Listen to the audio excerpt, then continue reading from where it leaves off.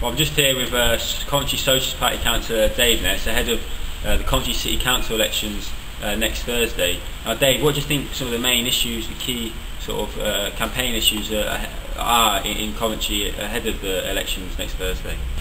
Well, one that I think is been ignored by all the main parties is the dire crisis in housing. We had a debate on the council a few weeks ago about the plans over the next 10 or 15 years, but all the two main parties really wanted to talk about was what might happen in 15 years' time in terms of some of the outer parts of Coventry, the green belt areas, and whether or not targets for housing would impinge on those areas. Now, we fought as hard, if not harder than anybody else, to create and maintain green space in St Michael's. But our main crisis is that there just isn't sufficient housing for people in the city. There's 24,000 people on the waiting list for housing. And the council's target at the moment, which isn't being changed in these plans they put forward, is for 305 affordable or rented houses each year, and they're not meeting that target. The reason they're not meeting it is that they rely on private developers to build so many houses and then gift a quarter of those houses into the social and affordable rented sector. And with unemployment rising, with wages being held back, with pensions being cut, developers aren't selling the houses, so they aren't building the affordable houses. I'll just give you one example of how extreme it's got.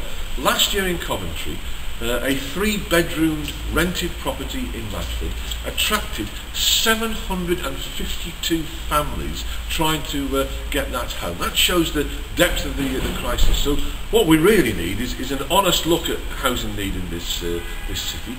Talk to the 24,000 and they'll say it's because they're living in overcrowded or inadequate accommodation. Some of those people have been waiting for years and years and years to get somewhere to live. Last year, one person finally got rehoused in rented property in Coventry. They first registered on the housing waiting list in January 1974.